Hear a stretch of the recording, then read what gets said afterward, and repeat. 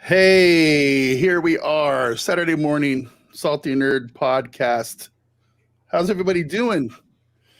We are live. Oh, Jesus. Here we go.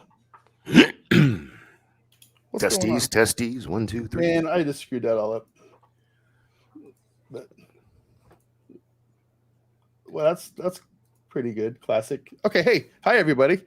Now I got to get the chat back. Matt, just take over. I screwed this all up. Ladies and gentlemen, boys and girls, children of all ages, Salty Nerd Podcast proudly brings to you. Are you ready yet? I'm trying to just buy you some time. And I can introduce Mr. Matt. Danny. There we go. Everyone shut up. Shut up. I'm back. All right. Hey, everyone. Welcome to Salty Nerd Saturday Mornings, where we talk about all types of fun stuff, including news bits and zombies, I guess. With me, as always, is Matt Vader 74, my co-host on the Salty Nerd Podcast, and our Saturday morning guy, Danny Dork Knight himself. He's back after a brief hiatus. How you doing, Danny? Hey, everybody. Doing great. Super glad to be back. So Matt Vader does not know how to work any type of technology, no matter how often he uses it. You're reminding my mom, dude. I had like 2 other windows open that I didn't know were even open, and the volume was all up, and I'm like, what's going on? So yeah, it was awful. But yeah, that's cool. Did you forget to mute the live stream? And you were it was on. I had another window open with Twitter open on it, and I didn't know that it was going through Twitter too. So it really threw me off. But hey, welcome everybody. It's Saturday Morning Salty Nerd. Who's in the chat today? Oh, there's some guy named Dork Knight in the chat. Oh, wait, we got Broken Birds in the chat. Shout out to my girl Amanda. Cece's in the chat. My girl Cece. Mom's in the chat. Real quick, everyone, just a reminder that if you're in the chat, this is kind of a chill stream. So we're going to be pulling people from the chat constantly and addressing their questions and all that good stuff. And if you want to throw some super chats, those are always appreciated.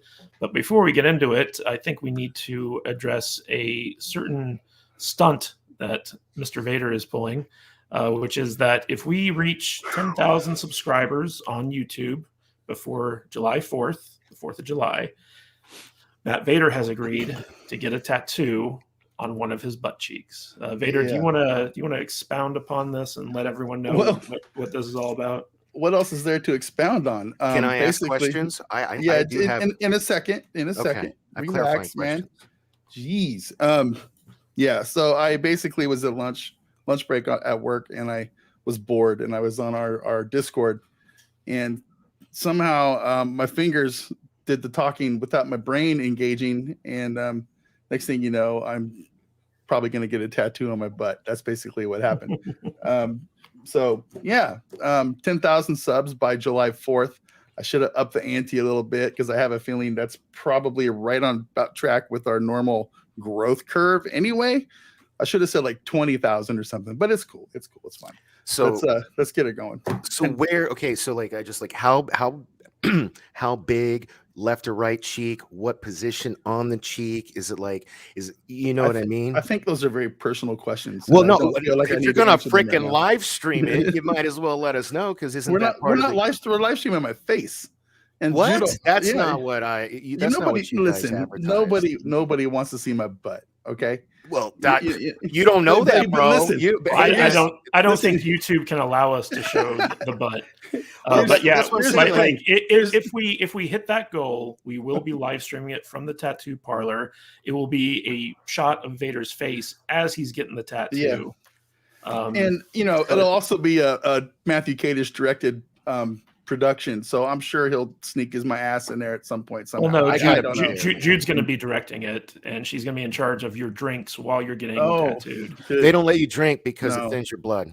Yeah. No so drinking. What I always do. Well, I know Jude drinks all the time when she gets her tattoos. Oh, really? Well, don't advertise that. Not supposed to. But no, what I always do, because it's legal here, and I've spent hours under the chair. I'm like a marathon guy. I'll go until the tattoo artist taps out, because I take an edible, about like, I don't know, an hour before I get there. And man, it's like last time, like when I was getting this right here on the elbow area done, I was giggling like a. You mean that area that you just showed us where you don't have a tattoo?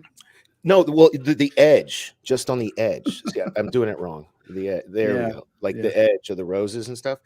Oh, dude, I couldn't imagine what it feels like exact. Well, I guess I could. I have a shin tattoo on my shin, but it'd be pretty wild. Yeah, but if it was like the size of a quarter, I'm picturing the top right hip area, you could stream that as long as they don't see crack.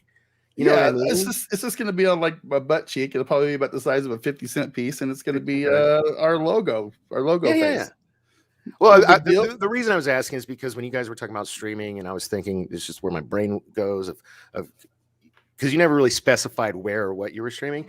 So I was like, he's got to be getting it like closer to the hip, otherwise they can't stream that.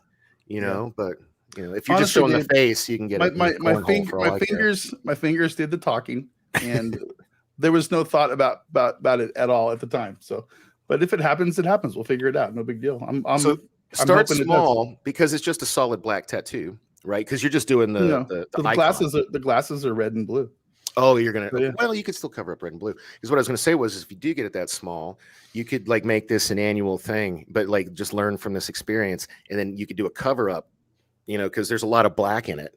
And then cover up anything when there's a lot of black in it. And then you can just kind of upgrade it until like, if you guys get to like 1 million subs, you can promise to cover your entire ass cheek. And I bet you that would work. Like, I'm not doing it. I'm not doing it. It's just, that's, I know Vader would never go for that. Yeah. That's why I was laughing. Oh, but Danny, if you want to get your entire face tattooed with our logo when we hit 1 million subs, I will not stop you. Oh no, I'll never do a face tattoo. But no, I would. I contemplated getting this for a while. I love my Fat Beard Studios logo. But now that I've rebranded to, I need to replace all this shit with my new logo, my Dork Knight Designs logo. Yeah. But it's such a good logo, So anyway, 10,000 subs on our YouTube channel, and I'll get a tattoo. I think we can do that. I think we can do that. So if you're in the chat or you're watching on YouTube on the replay, just tell one person about this. Say, this is why we're trying to build this channel up to 10K subs. And let's just see if we can hit that goal. And also, speaking of goals, we were trying to get to 200 5-star reviews for our podcast on Apple Podcasts in order to get certified by Rotten Tomatoes as an actual movie review that we can submit to them and be featured on their website. So if you guys could take a few minutes to go to saltynerd.com/rate, RATE, you can figure out how to leave a rating on Apple Podcasts through that page. And you don't have to write a review, even though we welcome reviews if you want to write one for us. But if you just hit those 5 stars and let Apple know you think we're a 5-star podcast, that would help us out. We're a 6-star podcast. We are. All right. So Matt Vader 74, you wanted to talk about zombies today. Hey, yeah. And there's a brand new Netflix original series from South Korea, and South Korea has been pumping out some really good stuff lately. And this series is called All of Us Are Dead, and it's basically about high school students stuck at a school during a zombie outbreak and all the trauma that they are forced to go through. And it's based on a webtoon. In fact, let me see if I can bring it up here real quick so people can kind of get an idea of what a webtoon is. So this is the Netflix show, but then we have this, which was the original version of it. And it was called something like We're at School, or This Is Our School, or something like that. And if you just scroll down, it's just kind of like this very simple kind of comic. This is the English version. Yeah, the English version. But the Netflix version is live action, and it has a big ensemble cast of young Asian Yes. actors who all look exactly alike. They really do. It's crazy. Like I have a hard time following like who each character is, because that might be the most racist thing I've ever that's heard. what I was just gonna say that. But it's true. I can't tell them apart. No, It's I'm just awful. kidding. I'm awful. I'm a terrible, terrible person, and I mean no offense to anybody. I wish I knew Korean because you're all. And I can't remember tags. anyone's name. I can't either. Like they all have their Korean names, which is fine, but like I can't remember. Like I remember the one guy's name means like barefoot. Well, that's his nickname. That's his nickname. Yeah. That's his nickname. Yeah. His actual name is like Hugh Ken or something like that. Because I've dude, like I haven't been to bed yet. I've been watching that damn show thanks to Vader since I started it. But before we get into it, Danny, Vader, why don't you give us a breakdown of what the show is and what it's about and how many episodes we're going to be talking about? So we're only going to be talking about briefly the first 2 episodes today. There's 12 episodes in the Netflix series. I think you kind of covered what it's about. It's about a zombie outbreak in South Korea. It starts, and I'm assuming it goes out of the high school, but it's maybe the most ridiculous origin to a zombie virus I think I've ever seen. Yeah.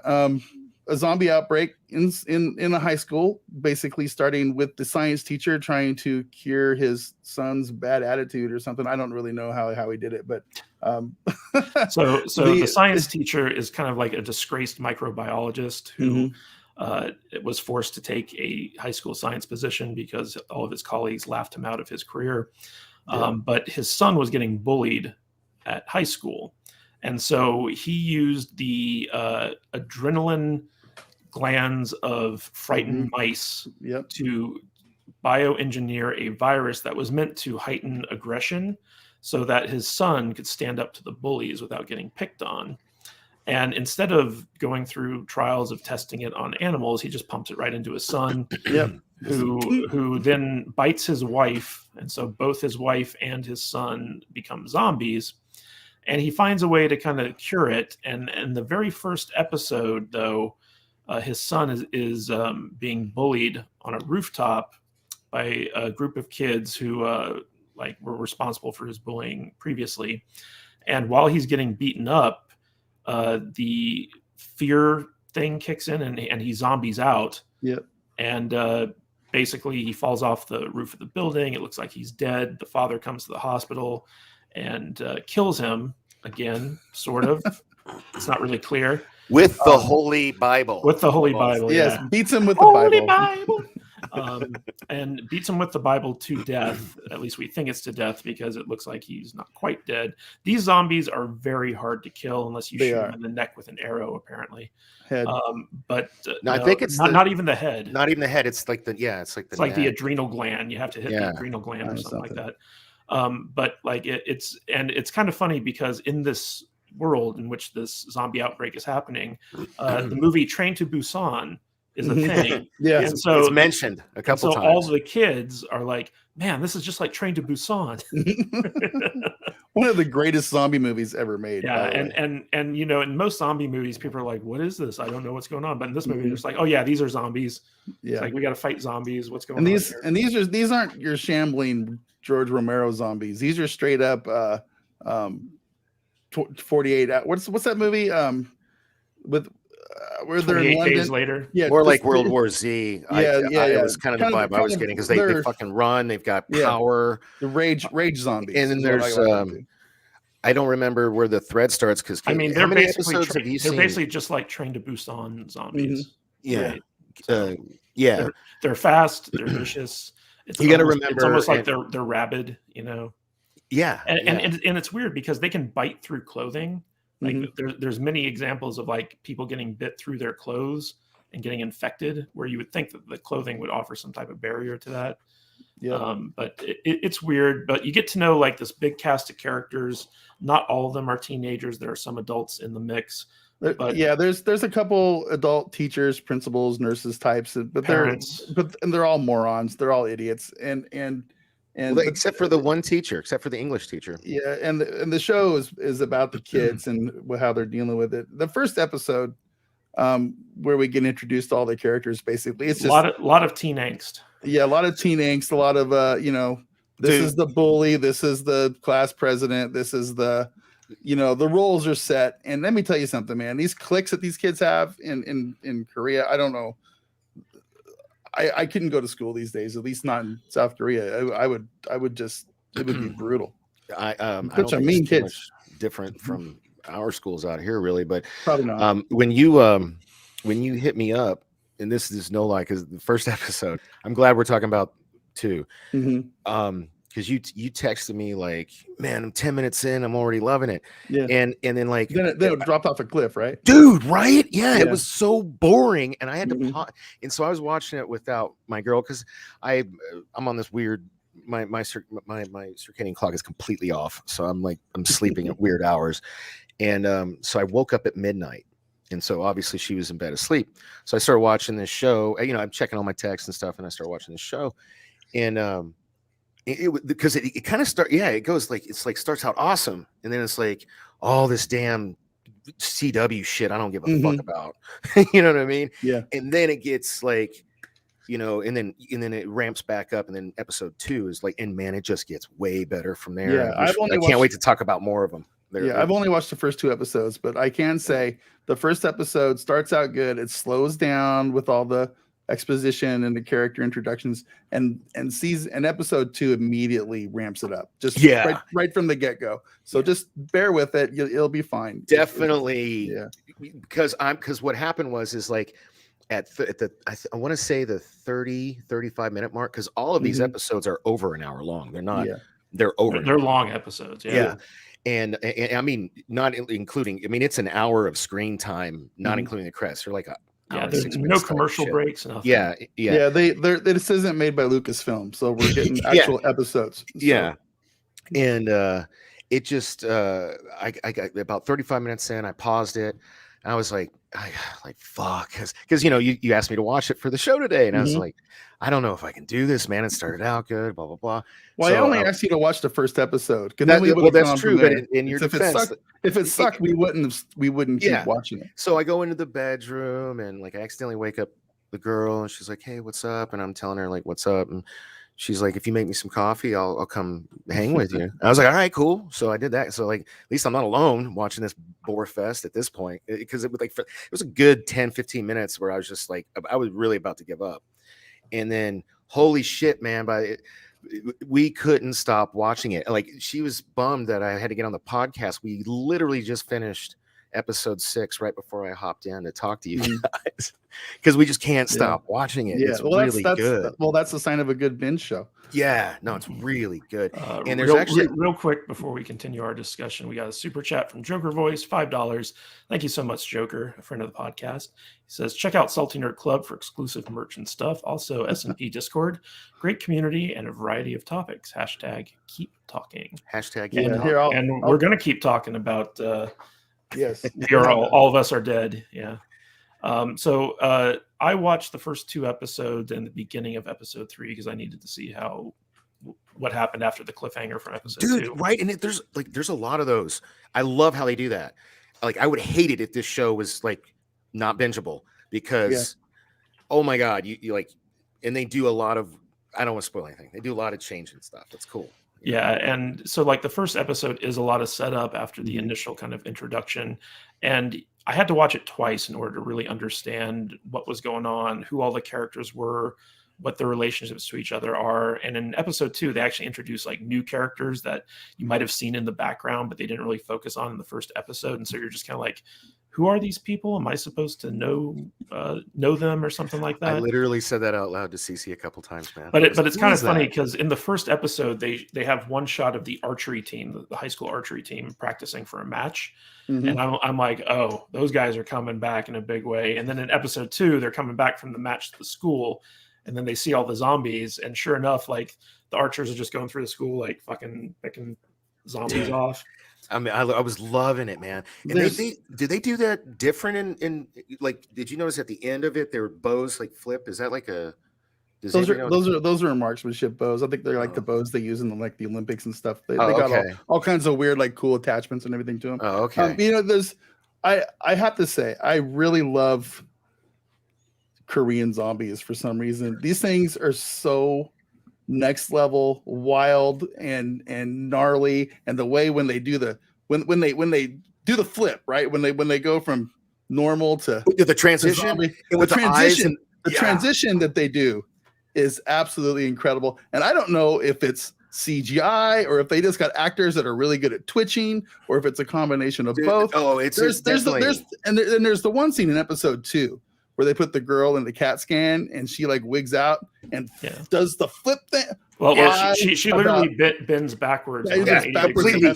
Yeah, I lost my mind. And then she's laying on her heels. She's crawling through the hospital.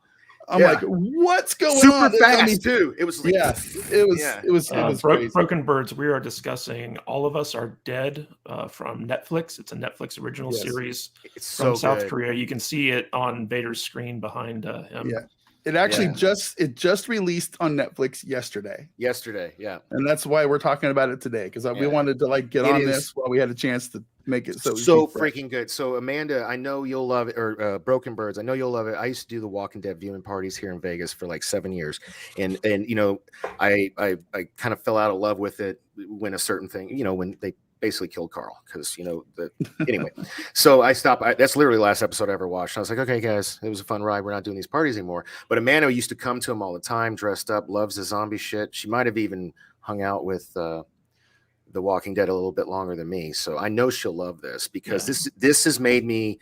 I love this show. Like, I'm literally gonna finish it as soon as I actually feel like this is like the precursor to Train to Busan. It's like this happened, and then Train to Busan. Only they referenced it like I know that they reference it, but like that, it just feels so congruent with that movie. Yeah. Where like if you watch this and just in your head canon, you're like, oh, this is the same. This is the Train to Busan universe that this is happening. Right. Because the zombies act very similar. Yeah, I enjoy the fact that they're a little bit self-aware when it comes to that kind of stuff. You know, the referencing. You know, I mean, listen. I've talked about this before in other episodes of the podcast and stuff.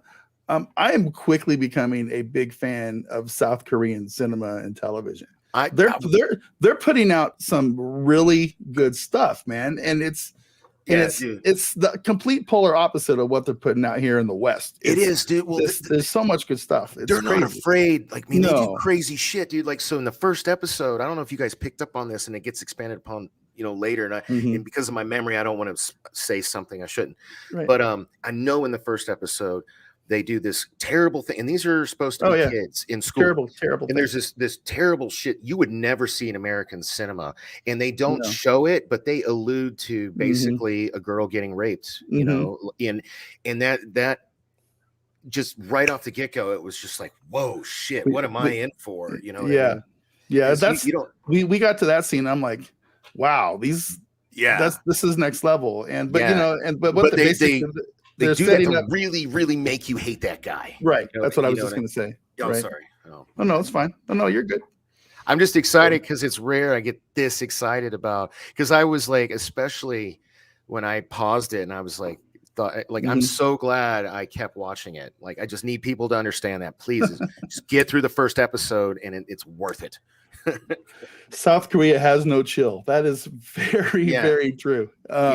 But you know, I kind of appreciate it. I do too. I miss it. It's like, you know, in if you guys remember, years ago we were talking about this South Korean zombie show called The Kingdom. The Kingdom. Where it was like feudal Korea times, where they were fighting against zombies, and that show was amazing too. Yeah, dude, the Space Sweepers, the Squid Game, everything I've seen, you know, all the Train to Busan, you know, everything has been good. I mean, I even Parasite, I even love that movie. That was good, you know. So I think it's I think they might have a little.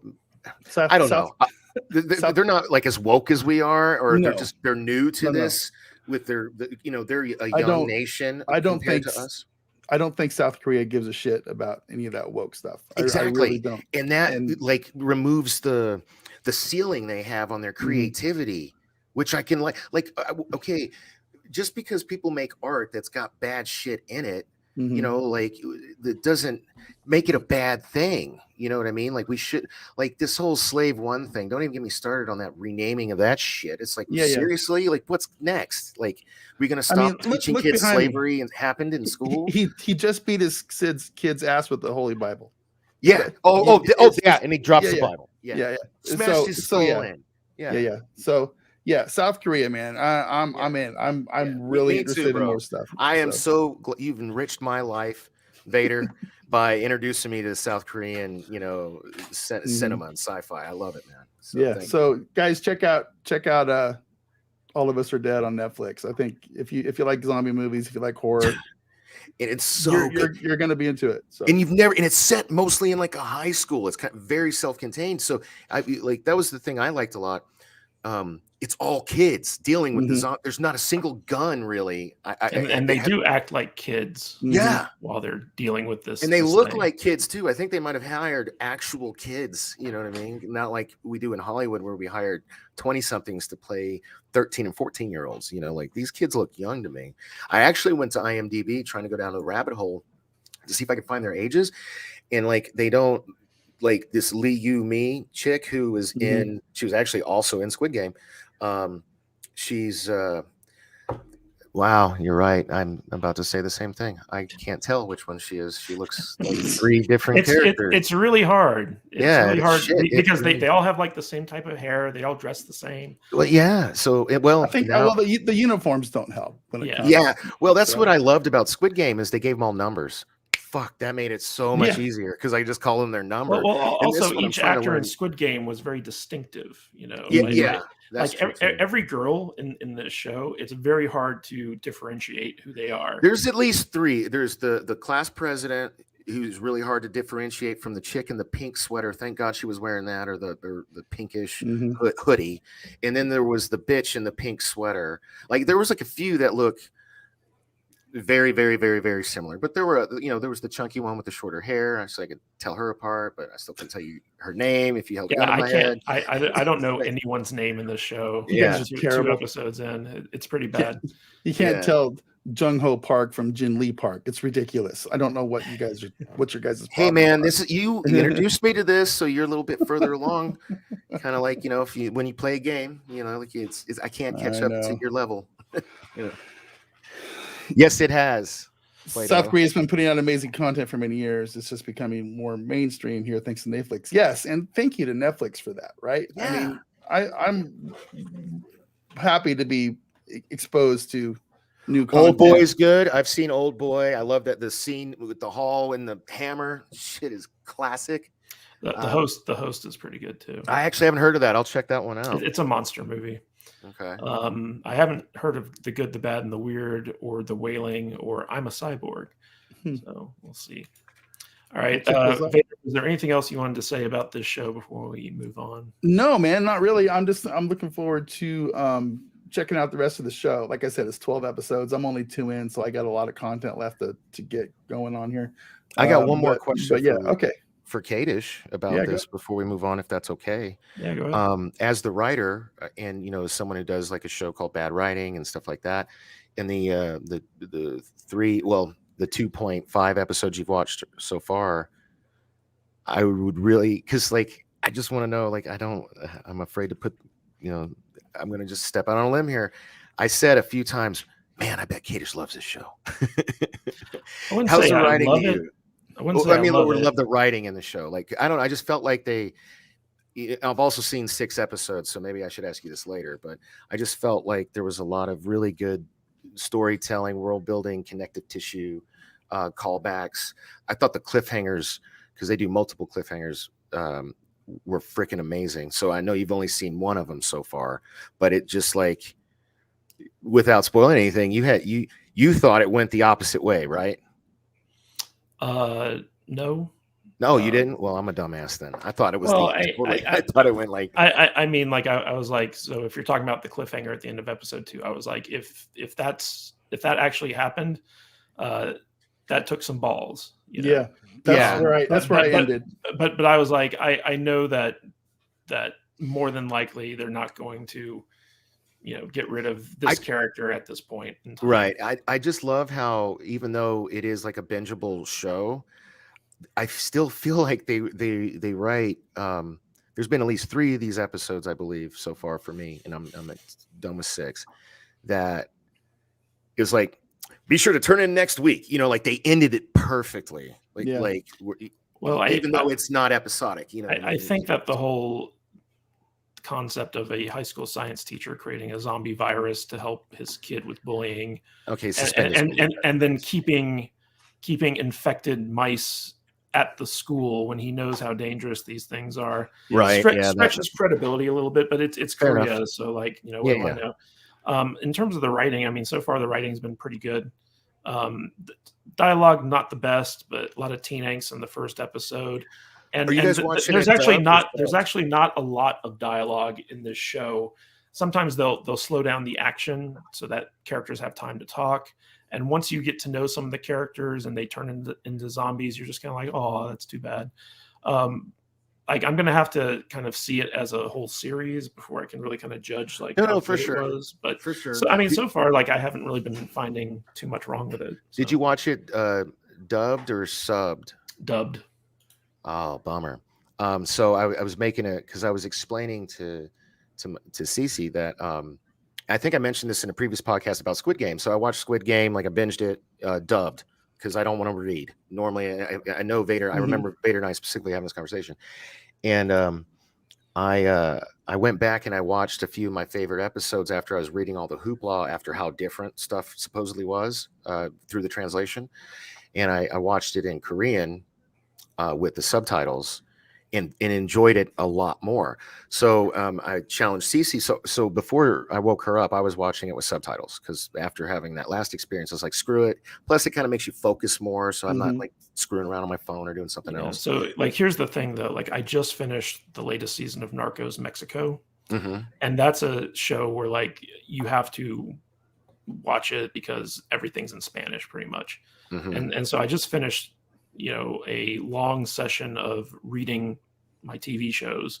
And I'm the kind of guy who, when I'm sitting on the couch, I want to be checking my phone and getting up and stuff. And so totally when there's an English dub available, I'm like, yeah, I'm going to do that. No, totally. Because I can be processing it while I'm doing other stuff. No, totally. 100%. Totally.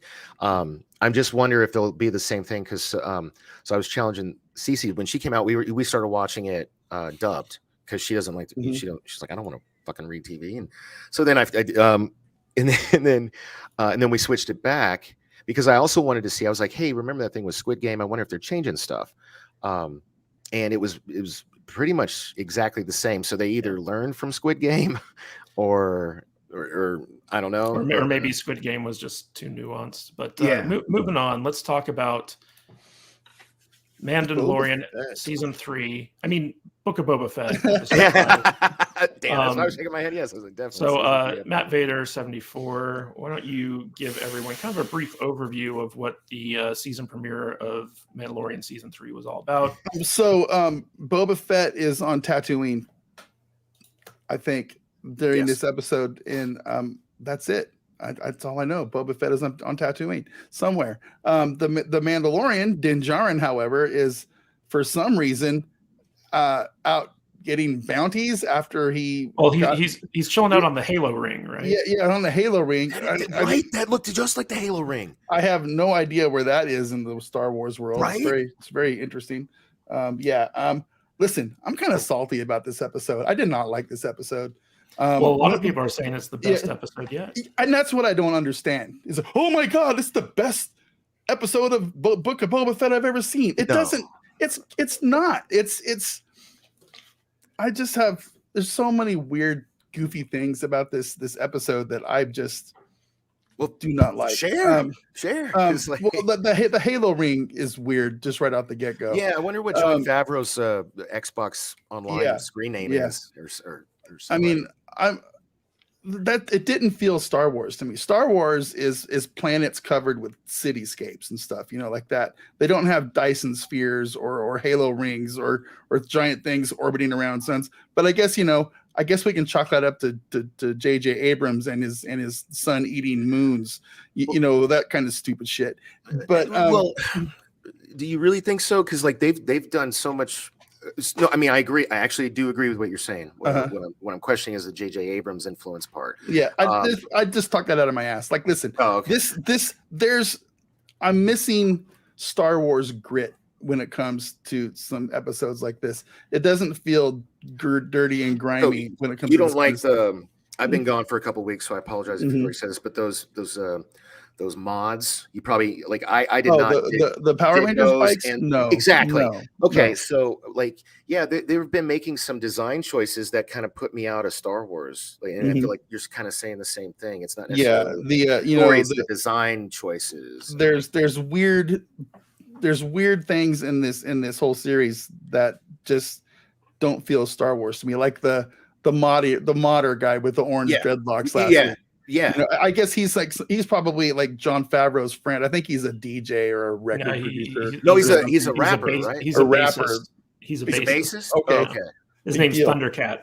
Yeah. Okay. Never heard of the dude before. So yeah. But anyway, this episode, it's a. In fact, his band's music's playing in that scene. It's a Mandalorian episode, okay, and it's not Boba Fett, and it's just basically his adventures after he drops Grogu off. And he goes and he finds his, his fellow cultist buddies who are somehow hanging out at the Halo ring, right? And he goes down there and they have their little thing. And for some reason, he just hands over his cool Beskar steel spear to his cult leader armor. And, it's just... Yeah, right before it's just weird. It's just the whole thing's strange. And so it's just... Would you agree with this statement? Or go ahead, sorry. No, go ahead. Would you agree with this was the worst episode of the Book of Boba Fett, which is a show I'm watching about Book of Boba Fett. Yeah. But it was it was probably in the top 10 Mandalorian episodes. Of the 12 episodes that we've gotten, or 17, whatever. haven't we? Or 17? 16? I don't know. Yeah. It's just I think it's in the top half of decent like Mandalorian episodes, but as far as Book of Boba Fett goes, it's I don't even know if I'd say it. There's something about these episodes that I'm missing, and I think it has a lot to do with COVID restrictions and protocols. How there's so few people in scenes. There's so few people. Yeah, there's a lot of really social strange. distancing. There's like three. I think with the exception of like the fight at the beginning with all the bulldog people or whatever the hell what are they? I'm sure I think they're like they're canon aliens in Star Wars. The dog people. I think I don't know. The butchers. Those, yeah. They look like pit bulls or something. Yeah, they're like pit bulls and bulldogs. But anyway, I thought that scene was kind of cool actually. But after that scene, it just goes in a weird place.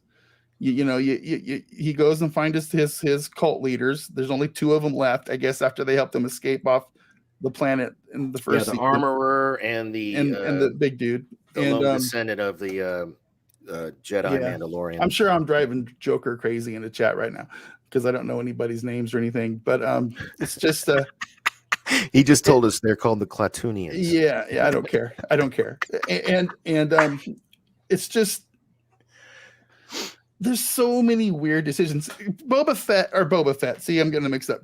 The Mandalorian takes he decides he has to go to Tatooine to find his goofball sidekick mechanic, right? So he goes on public transportation and gives up all of his stuff, including the Darksaber. Who writes this? John Favreau, apparently. Honest to God, I was like, nobody's going to do that. No Mandalorian is going to give up their weapons to fly on Allegiant Airlines to fly from Las Vegas. Well, he's no longer a Mandalorian.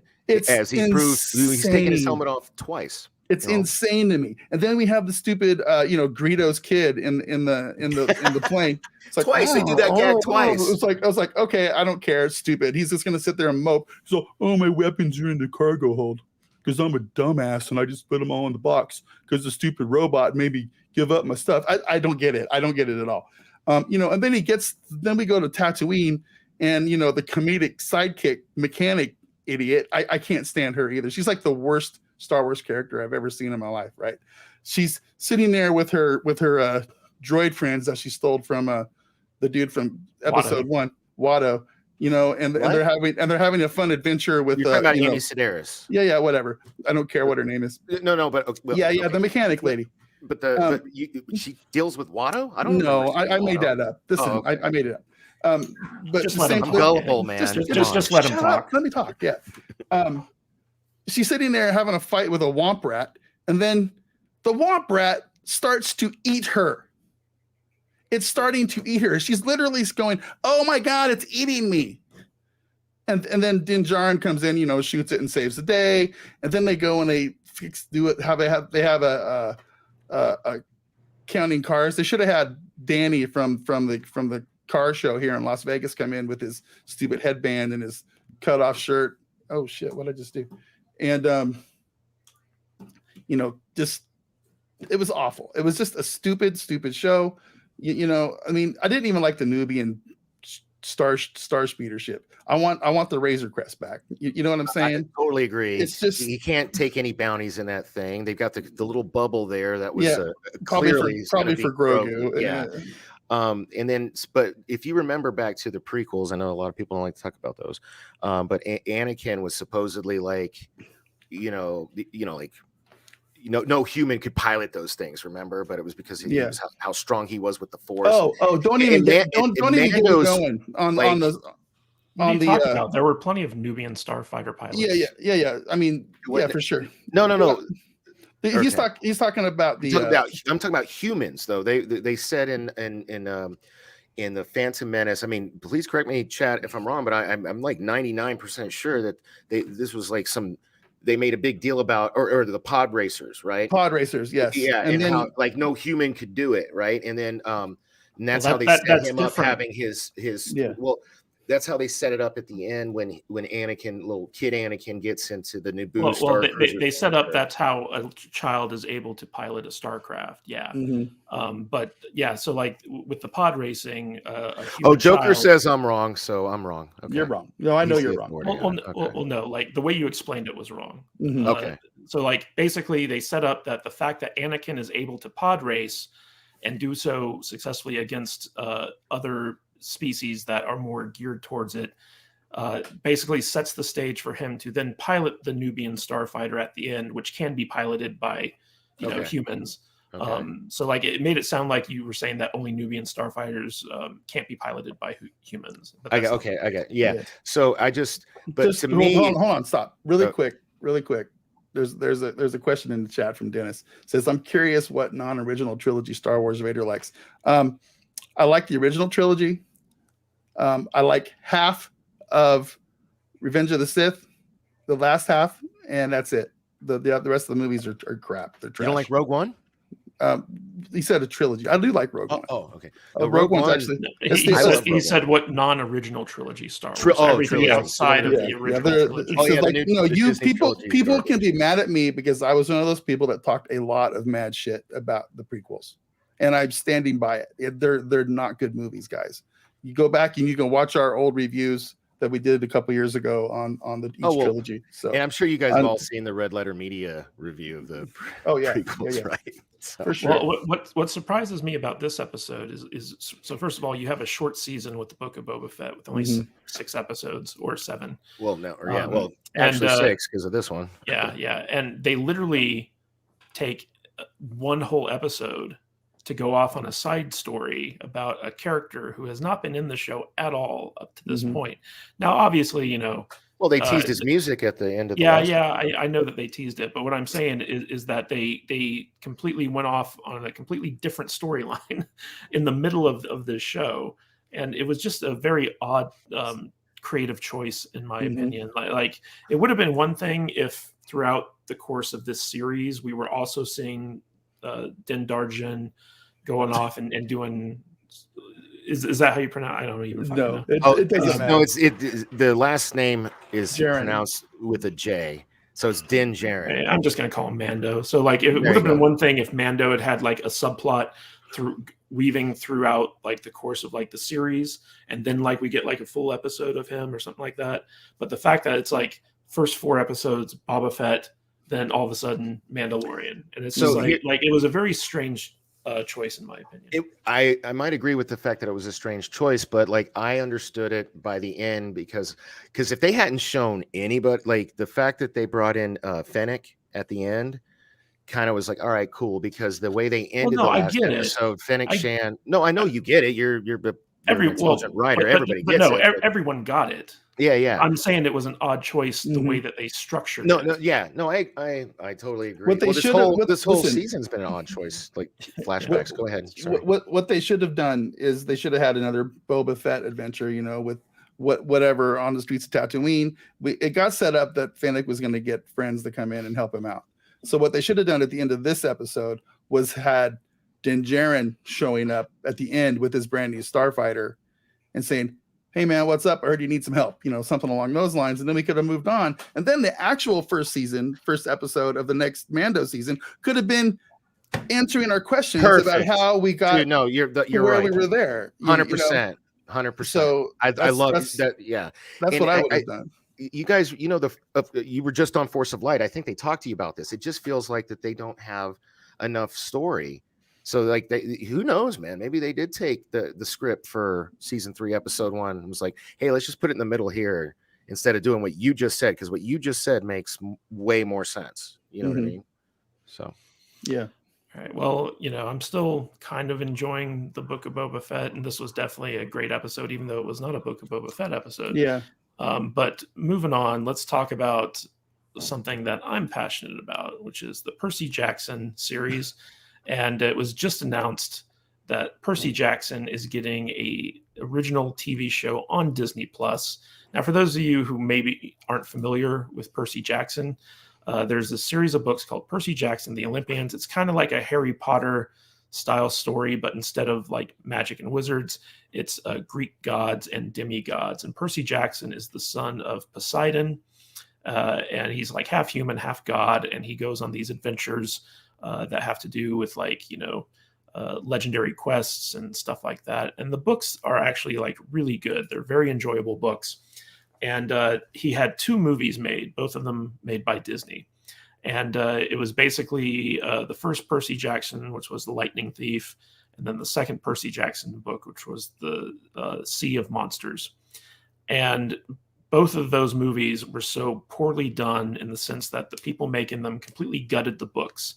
There's like this overarching kind of like story in the books where they're going to be facing off against the big bad, which is Kronos, the father of the gods. And he was like the mad titan. And the books kind of build up to this like big epic battle between the gods and Kronos. And the movies completely remove that from the equation. And so like it became like this weird hodgepodge of really bad ideas and bad acting and bad special effects. And fans of the books were immensely disappointed with the movies. And now with this TV show, Rick Riordan, the original author of the books, is heavily involved. It looks like they're going to be doing a lot of stuff to make up for what they did in the movies and make the show a lot closer to what the books are. And I'm really excited about it. Vader, what do you think about this? Listen, man, I'll be completely honest with you. I know very, very little about this book series. I didn't watch the show. I haven't read the books. I'm gonna watch it because you're gonna recommend it to me, and then I'm gonna have a take on it. But I don't really have a whole lot to say on it right now, man. I'm sorry. I don't know enough about it. I apologize because I'm in this exact. I never saw the movies, never read the books. It's completely not on my radar. None of my kids did either. Like, it's going to be a new Disney Plus series. No, I was here the whole time. Well, I get that. It's going to be a new Disney Plus series, and it's going to be kind of like a Harry Potter kind of style adventure, like Goonies-esque. Kids go off and fight mythical beasts type thing with superpowers. So, do you guys think you'll check it out when it comes out on Disney Plus? Absolutely. No, yeah. I'll totally check it out. And hopefully it's good. You know, like it's Netflix. No, it's Disney Plus. Oh, Disney. And they're supposed to stick closer to the book, because the thing was, the reason I never checked out the movie was because, or wasn't there a couple movies? There were 2. Yeah, was because like people I respect and know were like, no, they're not, like, who had read the books and loved the books and were super excited. Like one friend in particular was super stoked for the movie and was just totally heartbroken. Was like, Oh, "Don't watch like I garbage." was completely. Oh, hey, it might have been my mom. I was completely floored when I saw the movie at how bad of an adaptation it was, and that was all Chris Columbus, who had kicked off the Harry Potter adaptation, because he directed the first Harry Potter movie. And Chris Columbus, he's a very well known director. Yeah. Home Alone, right? Didn't he do Home Alone? But he butchered The Lightning Thief, and he made so many unnecessary changes that had impact later on. Like it was stuff that should have been in the movies that they just removed for no good reason and changed. I thought that the movies were casted well. I liked the casting choices. I thought that the design of like the monsters and stuff like that were pretty good, but it didn't capture the adventure of the books. And the books were very well written. They kind of start off kind of like iffy because like it's very much a Harry Potter ripoff. But then as the books go along, they kind of carve out their own identity. So these books, because I was asking for a time reference earlier, because the way I gauge a lot of this stuff's my kids. I've got a 23-year-old and a 13-year-old. Well, 4, but those are the bookends. I was on the Harry Potter train because my oldest son and I literally read every single book together, and it was kind of just because of when they came out and how it kind of happened. But I totally missed the Percy Jackson. There's the other one that Daniel Craig was in. I forget what that was, and like I totally missed that. That was the little mini supervillain guy. Yeah, you know what I'm talking about. Artemis Fowl. Yeah, I missed that train too. So this was the Artemis Fowl movie was a terrible adaptation as well. Again, done by Disney. Disney is not very good at adapting. That's why. Books. So, are you excited about this? It sounds like we should be asking you that instead of you asking. I am excited because the actual author has a role in the creation of this series. And so he's probably going to keep things pretty faithful to the books. At least I hope he does. But it's kind of interesting because eventually they start bringing in Roman mythology and juxtaposing it with the Greek mythology and all this other stuff. And it's a very fertile kind of like storytelling ground. And I'd be excited to see how they go with it. But I didn't have any kids when I was reading these books, and so like I just read them as an adult.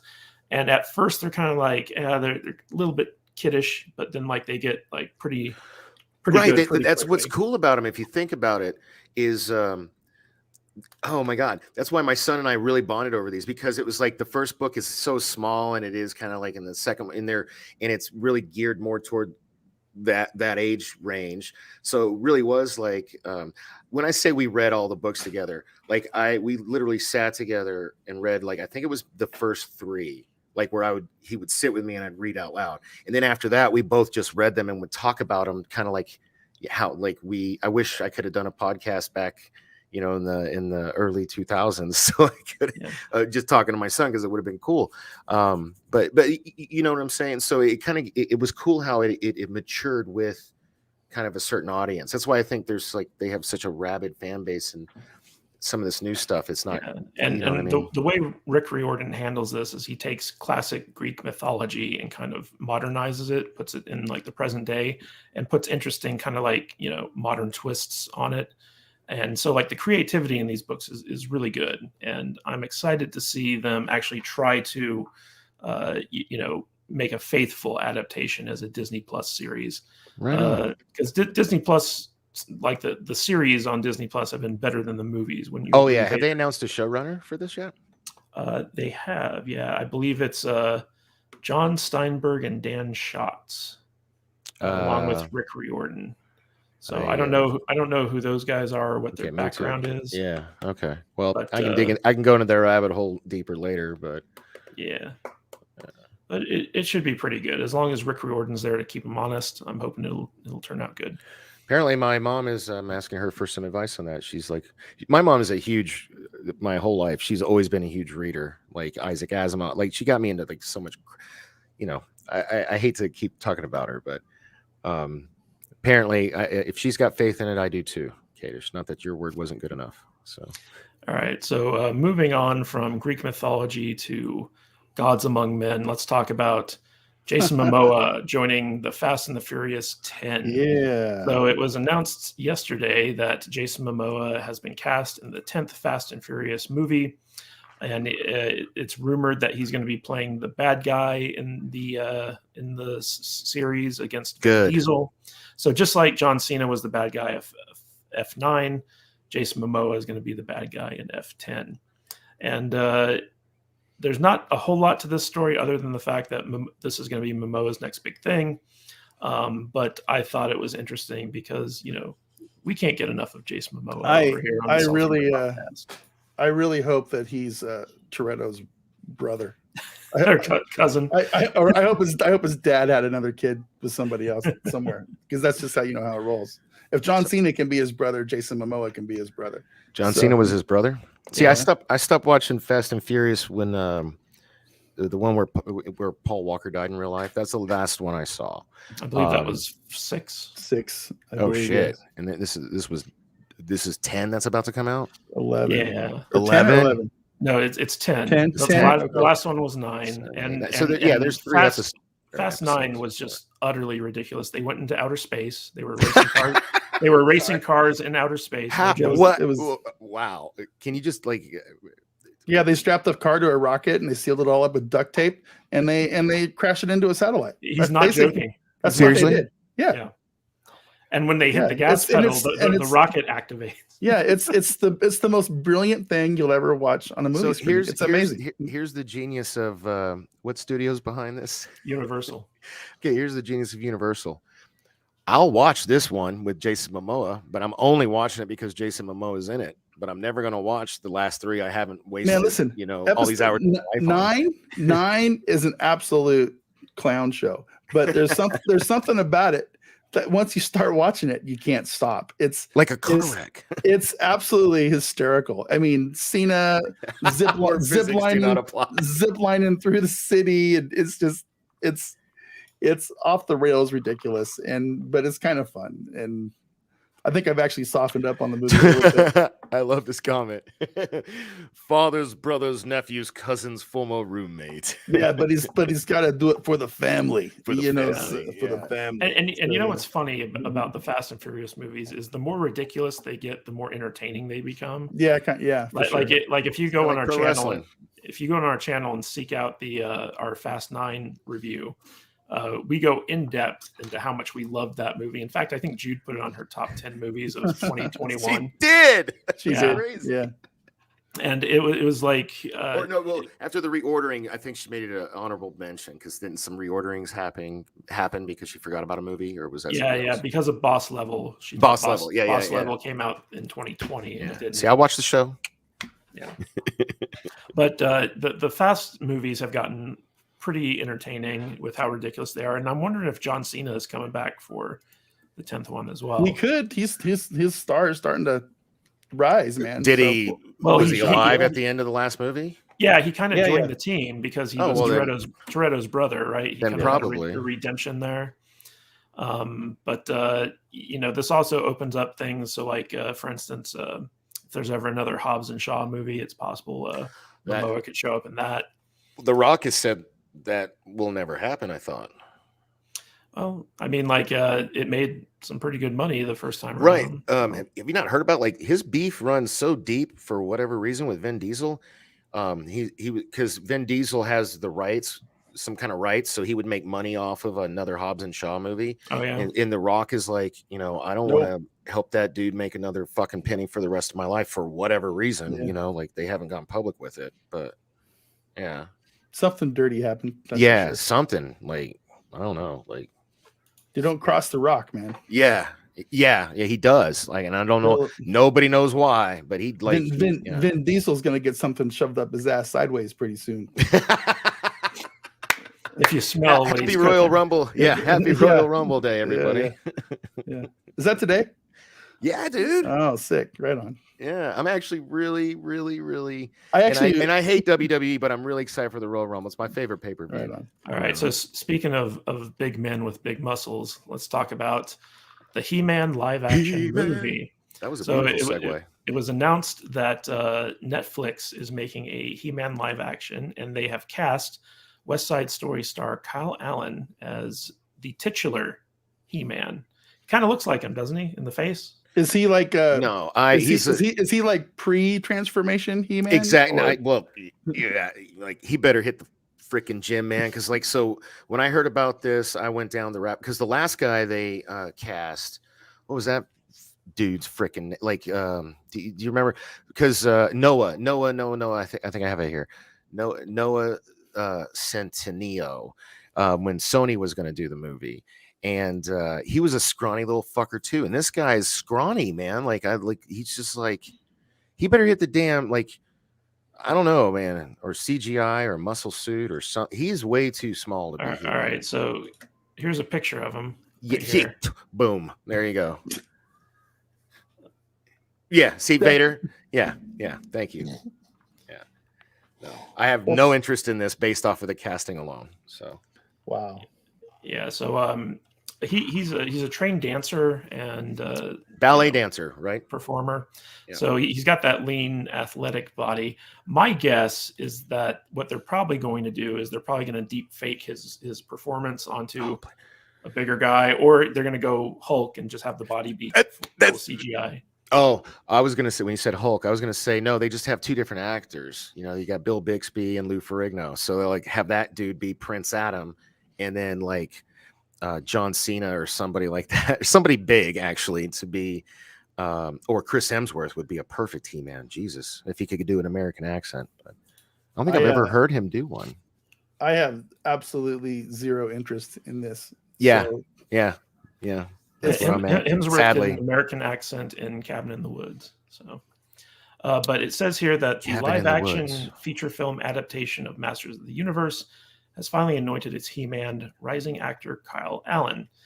And it says that Mattel Studios and Netflix are teaming up to make this movie, which is being directed and co-written by the Nee brothers of the upcoming Sandra Bullock film The Lost City and the movie Band of Robbers.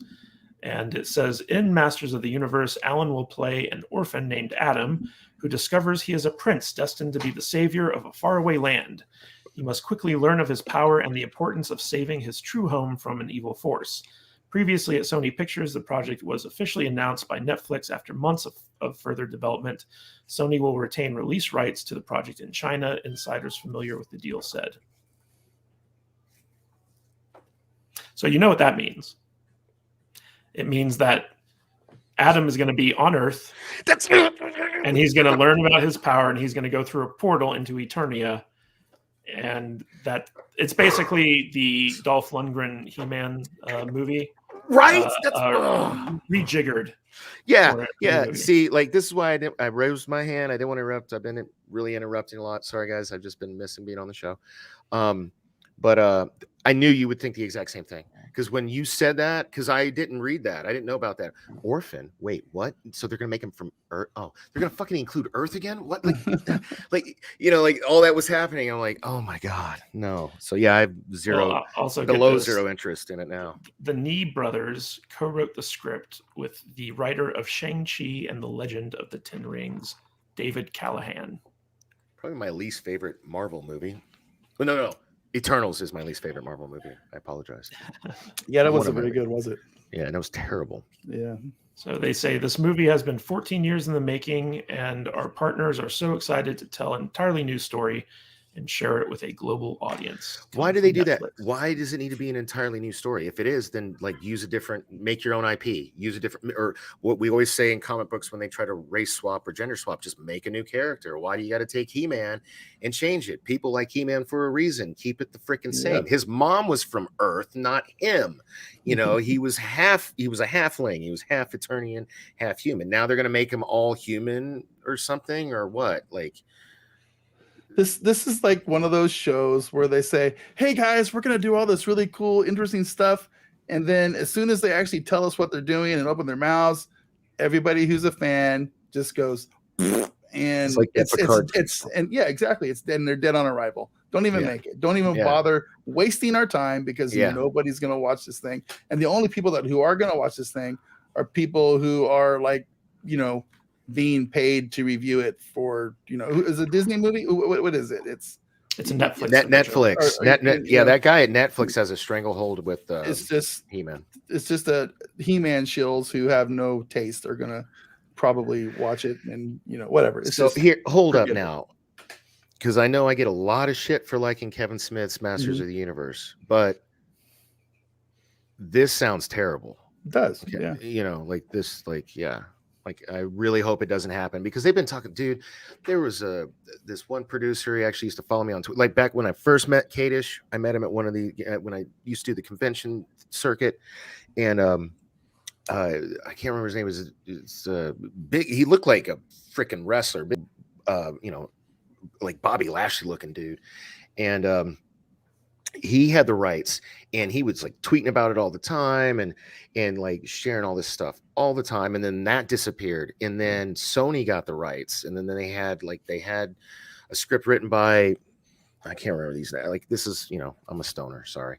Kadish probably knows all this stuff, but like, the rights were Sony had the rights. They hired somebody who wrote it. They had an actor and a director attached, the actor Noah that I was talking about earlier, and then somehow that went away. Well, for a while, John Woo was producing a Masters of the Universe movie, and that kind of like fell through. So this project has been bumping around for years. But now that Netflix, I believe they have 2 animated He-Man offerings already, and now they're trying to do the live action.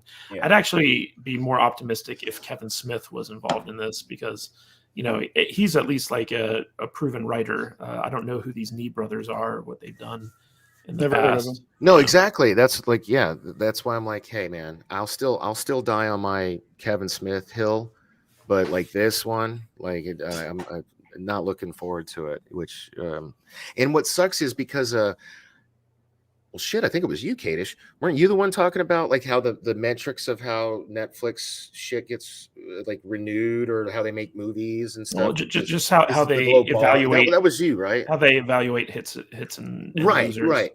So they're gonna make it. Unfortunately, it's not like a Sony thing or a whatever thing. This movie that sounds terrible is going to get made, which is a bummer, in my opinion. Yeah. Yeah. Well, speaking of bummers, guess what? We're going to talk about Star Wars again. Oh, great. Anthony Daniels is doing some more C-3PO acting. So on his personal Instagram, he posted a picture of himself in a motion capture suit, saying that he was reprising the role of C-3PO, and that got people wondering, hey, what's it for? And basically, it looks like C-3PO is going to be in a thing called Star Wars: A Droid Story, an animated Disney Plus special featuring C-3PO and R2-D2 that was announced in late 2020 and is in the works at Lucasfilm Animation and ILM. So I guess the motion capture stuff, he's just going to be doing his C-3PO thing and voicing. So it's going to be like a CG thing, I guess, then, if he's doing CG animated? Since it's animated, I'm guessing it's going to be 3D animated. Yeah. And they're getting him to come back because he did reprise the role for the sequel trilogy. But I don't know. It's more, hey, remember this? Remember C-3PO? Maybe he needs the money, man, because like when the first thing I thought of when I heard about this was, why doesn't he just do the damn voice? Well, why does he got to be the guy? Nothing against Anthony Daniels. I mean, he is C-3PO, so like bringing him in to do the motion capture makes perfect sense. It's just that I don't care. Like this droid story thing doesn't sound at all interesting. Like I used to watch the cartoon droids growing up, and I didn't even think that was very good back I remember on like Clone Wars and stuff, they'd have a few droid centric episodes, so they were always the worst episodes of all time. Didn't you go on a rant lately about how I don't need fucking droids? I don't need Ewok adventures. Wasn't that you? I could swear it was you. I don't need any of that crap. It's not good. Yeah. The droid shows, they're for 4 or 5 year olds. So I just don't really have a whole lot of interest in them, and I don't have a lot of interest in whatever this thing is that Anthony Daniels is doing. They don't need Anthony Daniels to come back and do it. It's just but I'm kind of happy that they are having him do it. Did Anthony just to kind of respect the legacy a little bit? Did he do the droids cartoon? I don't know. That's a good question. I don't know if he did or not. I'm not sure if he voiced C-3PO for that cartoon. But I don't feel like whatever this is probably even remotely being catered to me as a fan. It's probably more for little kids, and that's fine, I guess. It won't be for me, so I probably will never watch it. So I also think it's kind of a further example of like Star Wars making stuff that the fans just don't care about. Right. Here's Anthony Daniels is in it. I just looked it up, but that's what happens when Disney buys you, man. Like they're just like, they want to sell toys. They want to get little kids involved. They want to have a bunch of different versions of things. Like, hell, I wouldn't have been surprised. I was actually more surprised to see. I thought they were going to somehow fit him into to Mandalorian season 3, because at this time wouldn't C-3PO be with Luke Skywalker while Luke Skywalker? Yeah, he would be. So that's really what I thought. C-3PO was with Leia. Yeah. Well, either way, I mean, I just thought that R2 was with R2. Yeah, well, R2 was with Luke on even in the Mandalorian episode. So that's why, like, when I saw the headline, I guess I should say, I was like, oh, he's going to be a Mandalorian, because supposedly so is I believe Book of Boba Fett. Harrison Ford's rumored to be in that, but yeah, when I was like, oh, another droids cartoon, really? I was just gonna say, there's rumors that Harrison Ford is doing some stuff for Book of Boba Fett, and it wouldn't shock me at all if we see somebody pretending to be Princess Leia in the background and C-3PO standing there over her or something, doing this little thing. Well, they already have. I could see that happening, but we'll see. Disney already has everything they need for Princess Leia from the end of Rogue One, and as long as her daughter is still on board for letting them use her likeness, I actually would not be surprised to see Princess Leia quite a bit in the future. Wouldn't shock me either. Yeah. Well, definitely a lot of Star Wars member berries. And speaking of Star Wars, EA has announced that there are now 3 new Star Wars video games on the horizon. In case anybody cared. So the first one is going to be a sequel to, I believe, Star Wars Jedi: The Fallen Order. Am I out of what?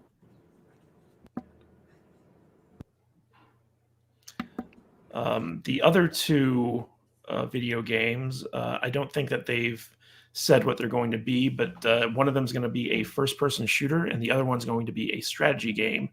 That has been what they have announced. Other than that, we don't have any details on them. But despite the movies being kind of like a disappointment, the video games for Star Wars have been a little bit hit or miss, especially under EA's tenure. But overall, I found them enjoyable. I was a fan of Battlefront 2, played the crap out of that. I still play Star Wars Galaxy of Heroes. I didn't get a chance to check out Jedi Fallen Order, but I'm a big strategy game fan. Like, I love strategy games, and so I'm looking forward to seeing what they come up with for the Star Wars strategy game. I love Battlefront 2. I like on the Xbox One. It was so good. Yeah, I played it on PlayStation. It was a lot of fun. I've got Battlefront 2. It is fun. I haven't played it a lot, but what was that one on the GameCube? That one was shit. Probably to this day still my favorite one. Danny, I'm talking about the more modern Battlefront 2. No. It was like Jedi. It was never. I'm sorry. It wasn't a Battlefront game it was a Star Wars game. Yeah.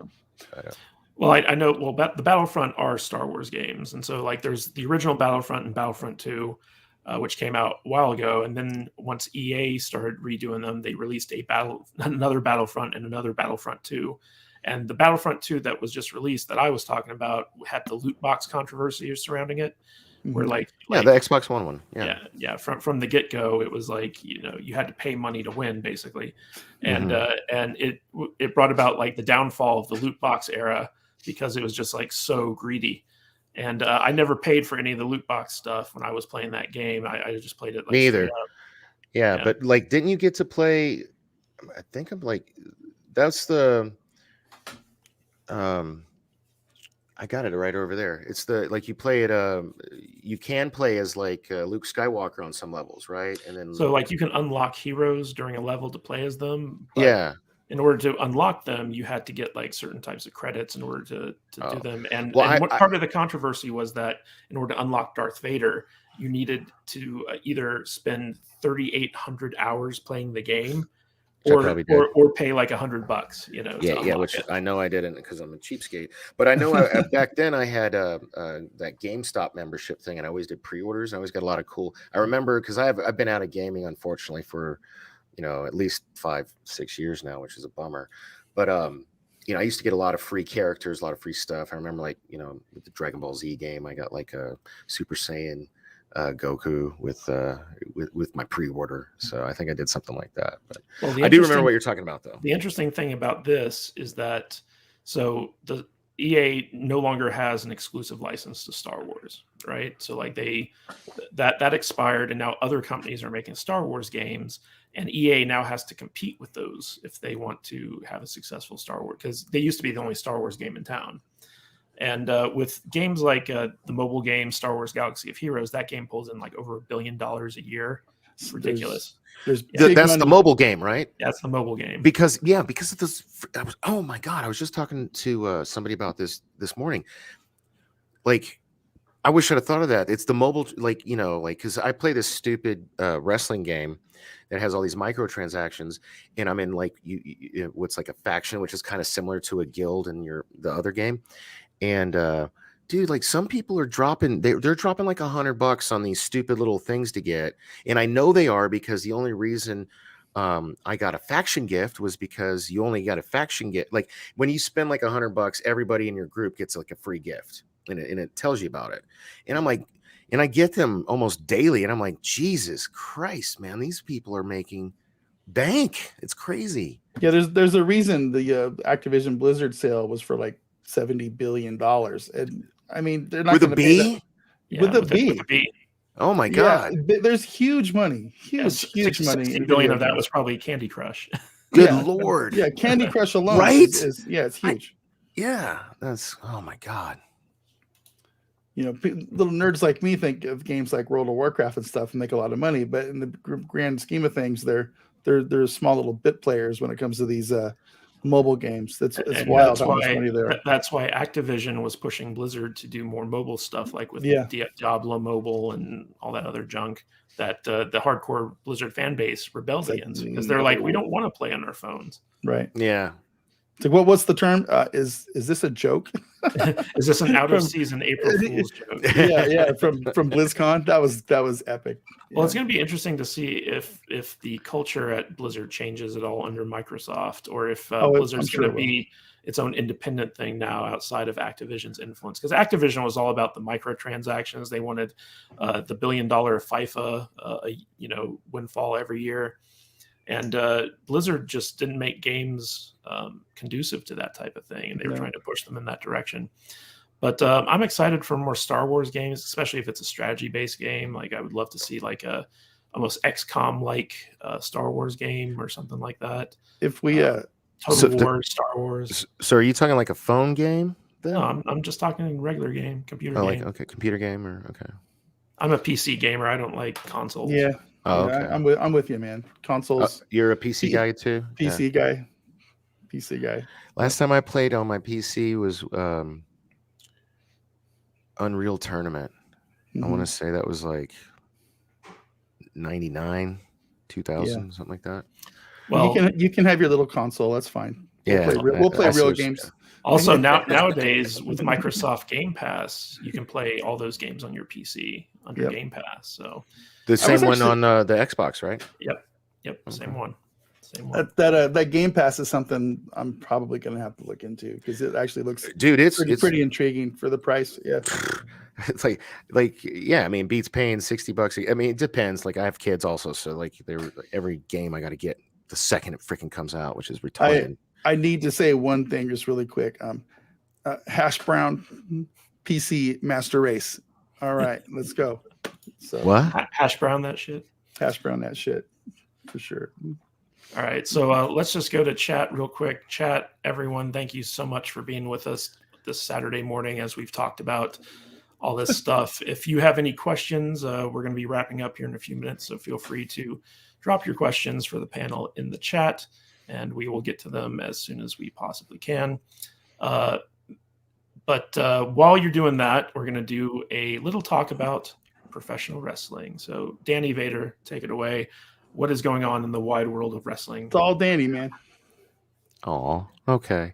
Well, today is the Royal Rumble, and lots of that I've not been a big WWE fan. I've been only watching AEW, which I depending on how much time they'll give me, I may not talk about today, because the Royal Rumble, since I was a kid, has always been my favorite pay-per-view that the WWE does.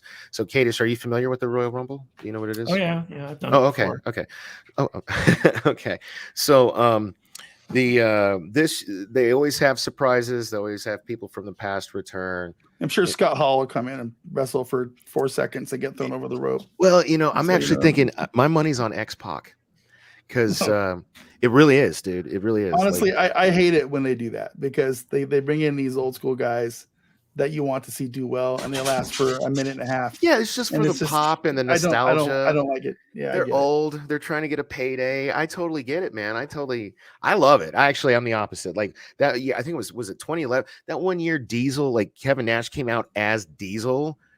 Dude, I literally jumped up off my couch and screamed like a girl, because like Diesel was the shit when I was growing up. So, but no, I'm really excited. The big rumor this year, and I'm calling it here, is that, and I talked about this in Discord with Joker Voice, is that I think Ronda Rousey's going to make her comeback as a surprise entrance in the Royal Rumble, and she's going to win it.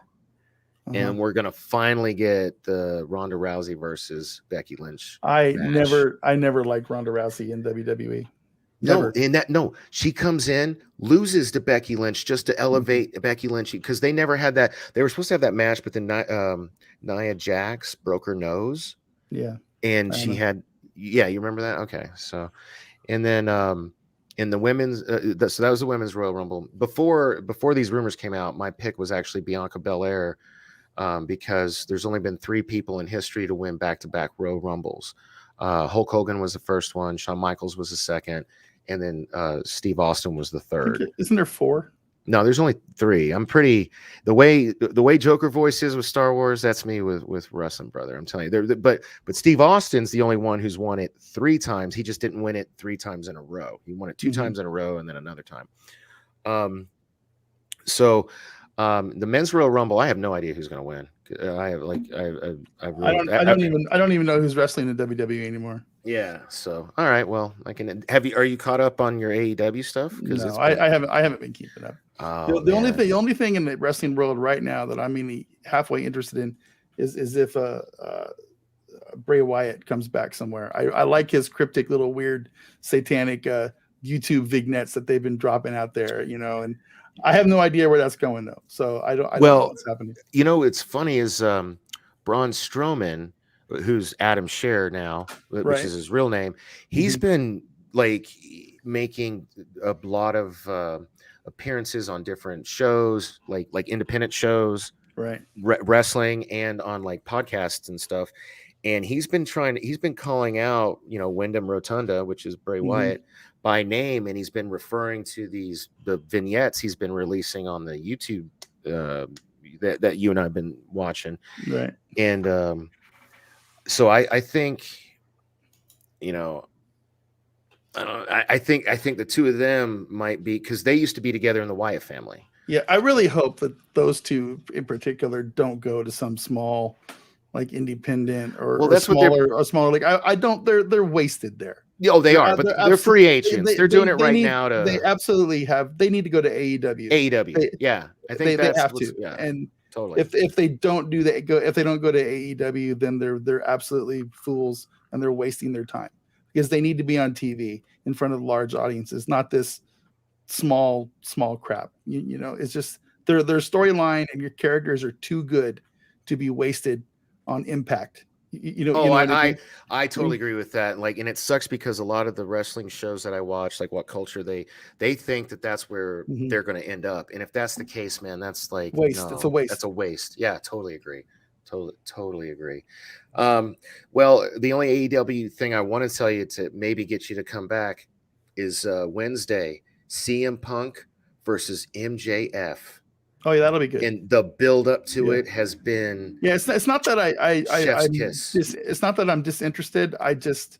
I've got too much other stuff going on. I haven't had time. I understand. So I understand. it's just that'll be a really good match. I hope he punk shuts him up. Right on. I dislike MJF so much. Oh yeah, me too. And he's such a good heel. We're supposed to dislike exactly. Him, so that's the way he's supposed to be. So. A great heel.